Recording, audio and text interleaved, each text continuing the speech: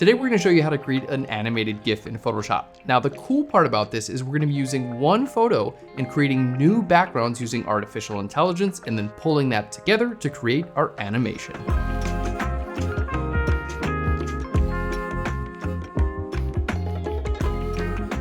Hey there and welcome to Phlearn. My name is Aaron. I'm super excited about this tutorial because it's going to allow you to create interesting backgrounds using the same original product photo and then create an animation from those different backgrounds. And we're going to be using artificial intelligence to create those backgrounds. So here we are in Photoshop. The first thing we want to do is click on Select Subject right up here in the top left. There we go. You can see it cut out our bottle. This is looking pretty good, but it did include some of the background here. So we're gonna go ahead and grab our lasso tool. Let's go ahead and click there and use our polygonal lasso tool. I'm gonna just hold Alt or Option and go ahead and make a selection right over here. Holding Alt or Option is going to allow me to minus out from my selection. There we go. Let's just go ahead and click right here. Now to finish up our selection, if you make a mistake, you can actually hit backspace and that will delete your last point you made, by the way. There we go. Now you can go to your original area, which will bring that little O or 0 icon next to your polygonal lasso tool, and that will complete your selection, or at any time you can hit Enter or Return, and that'll complete it too. Now, we're gonna go ahead and minus out this bottom here, so we're just gonna hold, again, Alt or Option, and I'm just gonna click a bunch of little times right here around the bottom of my bottle. Now, this is not gonna create a perfectly smooth selection, but that's okay because we're gonna be using artificial intelligence, and it's just gonna create a new bottle bottom for us. Fantastic. And we're going to go ahead and bring that back up. I'm going to hold Shift and we're just going to add to this selection. So basically what we're doing now is just cutting out our bottle, making sure the selection is decent. If you wanted a little bit more of an accurate selection, you could use the pen tool. We're just using the lasso tool because it's a little bit faster, and artificial intelligence is kind of rebuild the edge anyway, so we don't really have to use a pen tool. Okay. But now that we have this selected, it's looking really, really good. We're gonna go ahead and make sure we're clicked here on our background and click here on Invert our selection. Okay, so this right here in your contextual taskbar, go ahead and click there. And now you can see everything except the bottle is selected. So you should see the selection out to the edges. Fantastic.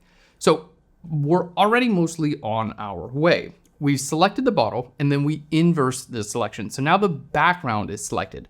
So what we're gonna be doing is using artificial intelligence, generative fill, to create new backgrounds. So let's go ahead and do it. We're gonna go here to our contextual taskbar and click on generative fill. So we're just gonna click there and we're just gonna type in white marble display front view. Now, when I type in front view, this does a good job. Usually it'll just let the AI know that you wanna see this from the front.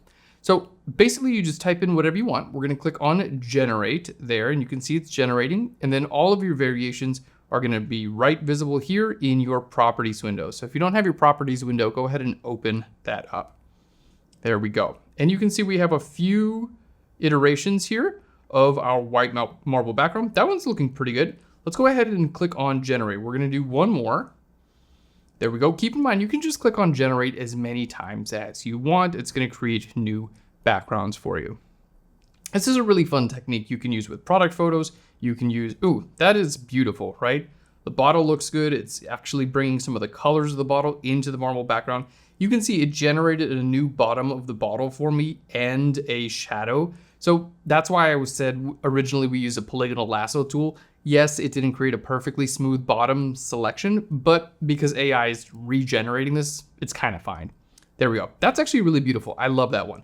So let's go ahead and make a couple more. We're gonna click right here in our prompt, and we're just gonna go instead where it says white marble, I'm gonna type in, let's say rustic wood display front view. And you can kind of like experiment with this on your own, type in a bunch of different prompts and just like figure out what works good. I did a lot of this stuff like in preparation for this tutorial and, wound up, that looks really good. Wound up with this, display front view, and then it finally got what I wanted. All right, I like that one pretty good. There we go. Let's do, I want some broken stone display front view. So by telling it it's the front view, it's gonna put it on a surface and basically imitate that it's photographed from the front.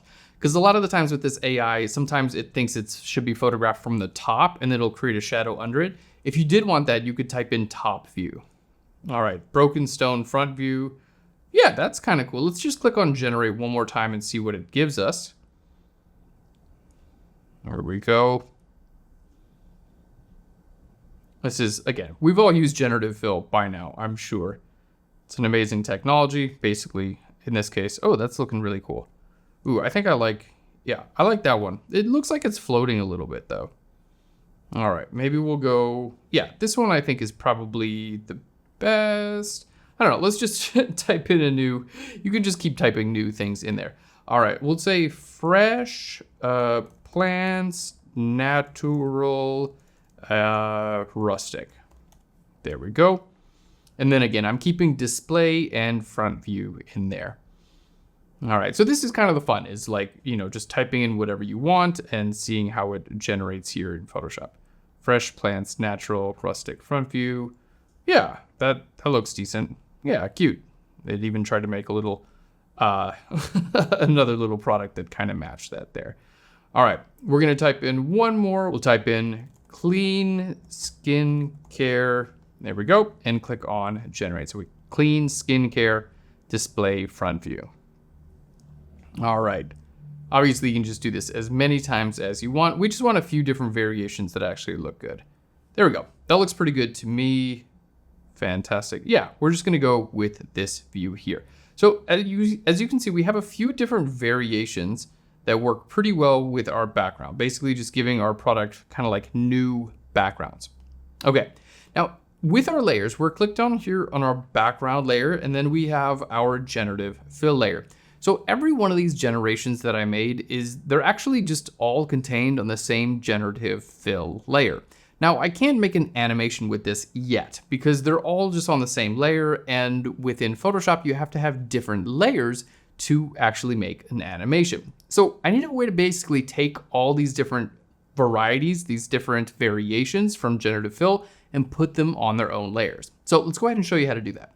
We're gonna create a new layer here, my new layer, my layer panel. Let's just go ahead and click there, and we're gonna go, we just created layer 1.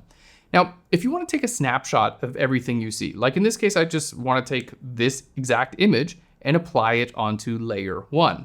To do that, we're gonna go to image, right up here at the top, and down here to where it says apply image. So image, apply image. Let's go ahead and click there. Now you wanna use all the default settings here. So layer is gonna be merged, everything looks good, and just hit okay. So we can see basically just took everything that I see and put it on its own new layer, which is fantastic. Now let's go ahead and make this layer invisible. I'm gonna click back here on my generative fill layer. Let's go to our properties panel and let's just go to our next image. Let's click on this different rustic wood image. Okay, we're gonna go back to our layers. You can see now my generative fill layer is this rustic wood, and we're just gonna repeat the process. Let's go ahead and click on this plus icon to create a new layer. Here you can see we have layer 2, which is completely blank. Next we go to image up here at the top and down to apply image. Use all the default settings and just hit okay. So there we can see layer 2 is basically just a snapshot of that generative fill variation. Okay, we're gonna do this a couple more times. So let's go back to our properties window. We'll click here on the stone. Let me see. Yeah, let's use this stone. It's not incredibly realistic, but I think it still looks good. So let's go to our layers, click a new layer here, image, down here to apply image, hit okay. There we go. And let's go back here, go to our properties window and scroll up. Here we go. Image with plants in there. That looks pretty good. So click on plus for a new layer. I'm just repeating the same process over and over. Go to image, down here to apply image, hit okay. And we'll do this one more time. Click on our properties panel. There we go. And you can do this as many times as looks good, basically. All right, as many variations as you have. All right, let's go ahead and click this plus. We'll go to image, down here to apply image, and hit okay. Fantastic. So let's make our generative fill layer invisible. What we have now, we have our background, which we are actually gonna use in the animation. Looks really good. And then we have all of these different layers that we've created using artificial intelligence, and we can decide which ones we like, which ones we don't like, right? Like in this case, I don't know that this rocks one looks really good. So I'm gonna hit delete on the rocks one. I don't need that one. And then this one, it just looks a little bit weird, like right there. So I'm like, okay, well, I could fix that a little bit, or I can not use this image. Now, if I did want to fix this, how could you do that? How could you do that? There's a couple different ways you could do that. In this case, it's actually really, really simple. I'd hit S for the clone stamp tool, type in, just hold Alt or Option. There we go, and click there. There we go, and just go straight down, and I'm just literally clone stamping it from the top to the bottom. There we go, kind of fix that a little bit for us. Okay, so we've got a few different variations that look good at this point. We're ready to create our animation. So now we're ready to create our animation out of our different layers. To do that, we're gonna go to our timeline function in Photoshop. So let's go to Window up here at the very top, and then go down to where it says Timeline. There we go, Window and then Timeline. Now, you have a little drop down here. You can create a video timeline or a frame animation. We want to create individual frames. So let's click on Create Frame Animation. Make sure it says Create Frame Animation there. And then go ahead and click here, right here on that button, Create Frame Animation. And there you go. We can see we have our first frame. Now, the frames here are made up of what you actually see in your image. So let's go ahead and bring our image right up to there so we can actually see what we're doing. So the first frame, what's visible, is literally just what's visible on your Photoshop canvas. So what we're gonna do, we're just gonna click on here, this little plus icon, that's gonna make a new frame. You can see it's basically the exact same as my first frame, but what we're gonna do now is make this other layer visible, okay? And you can see my little thumbnail changed for my second frame. So the first frame will look like this. You can click on it, second frame will look like that. Let's click on our plus icon right down here. That's gonna create another frame. There we go. And this time we'll just make that layer visible. So you can see, based on your visibility, that's what's gonna be changing in visibility on your frames. Let's go ahead and create a plus here one more time. We'll just scroll up and make this visible. Plus one more time and make that visible. So you can see we have 1, 2, 3, 4, 5 different frames. Now, if I scroll out, let's go ahead and zoom out so we can see our entire document right here. And I hit this play icon. There we go. It's gonna play and you can see all of our different backgrounds. Let's go ahead and hit stop. You can see that went really fast. I need to slow it down a little bit. So to do that, we're just gonna click on our first frame here, hold Shift and click all the way to your last frame. So make sure they're all selected. Now see right here where it says 0 seconds, that's the duration of each one of these frames. So we're gonna click on this little down arrow here and we're just gonna go to 0.5 seconds. There we go, and now they're all 0.5 seconds.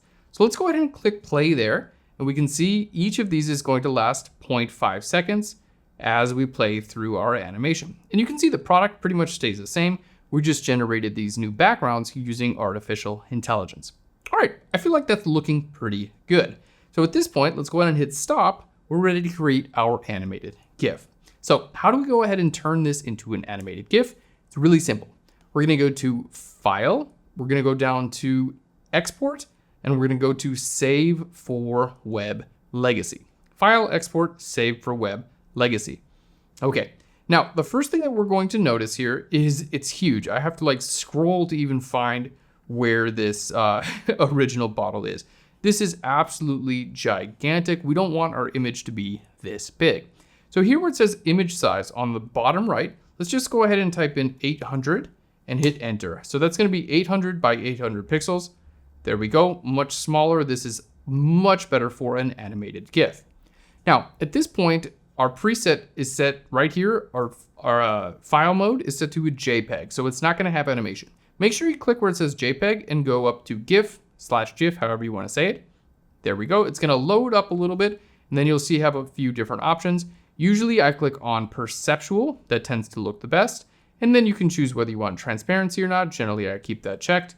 Colors 256 looks good, and here we go. Our image size at this point is 800 by 800 pixels. And here on the very left, you can see the file size will be about 1.2 megabytes. Now, that file size is a little bit high for this. Generally, with an animated GIF, the way you can lower your file size is just by making your image a little bit smaller. So let's try to type in here, I'm gonna type in 750 by 750. There we go, and hit enter. There we are, 750 by 750, and you can see it cut down like 0.2 megabytes. So it's a little bit smaller, but it looks really good. Okay, now here on the right-hand side where it says looping options, just make sure it says forever. You want to make sure it loops forever, always gonna play. And then here on the very bottom, there's a little preview icon. This preview icon, if I click there, that's gonna load my image up into a web browser and play it as if it was on the web. I'm just hit Control or Command minus a little bit, and there you can see it has your file size as well. It's still a little bit big. Honestly, I can make that a little bit smaller. So let's go ahead and close that down. 750, let's just try 600 by 600. The big thing with an animated GIF for the web is you generally want your file size to be under 1 megabyte. That's, you know, you don't want to upload huge images to your website. It's just going to take forever to load. So here at 717 kilobytes, it's still kind of a large image because it's animated, but it's better than what it was earlier. We started at 1.2 megabytes. This is almost half, a little bit under, and this is looking pretty good. Again, let's just click on this preview button right here, and here we can see it's playing on the web. So we created all these backgrounds using artificial intelligence, and now we can see it actually playing through on the web. If this is going a little bit fast, which I kind of feel like it is, it's not a big deal. I can just hit cancel right here, shift click on all of these.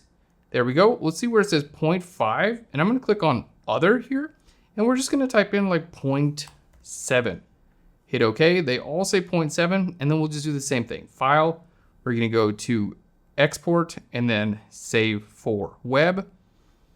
All right, and remember we had this, it's about 600 pixels, and then we had this set to GIF. There we go, and let's click on our preview icon right here. And I feel like that's just playing a little bit more slowly. It kind of works a little bit better for this image. Let's go ahead and X that out. And then from here, literally all you have to do, we're pretty much done. Just click on save right here on the bottom right. Let's just go ahead and put that on our desktop. We'll just call this animation.gif. All right, I'm gonna go into my Finder window and we'll just click on our desktop, and here you can see our animation.gif here is playing right here in our Finder. I can hit my spacebar and it's gonna open up with our preview. We've already seen how this plays on the web. It looks absolutely beautiful. So we are done. All right, guys, that's all there is to it. How cool is this process? You can start out with a single image and then turn it into an animation. This really increases the possibilities, especially if you don't have a lot of source images to start with. You can start with a photograph, turn it into an animation, give it to your client. They're gonna be absolutely pleased. Thanks so much for watching. If you enjoyed this, click on that subscribe button. We'll send you more free Photoshop videos. Thanks again. I'll Phlearn you later. Bye, everyone.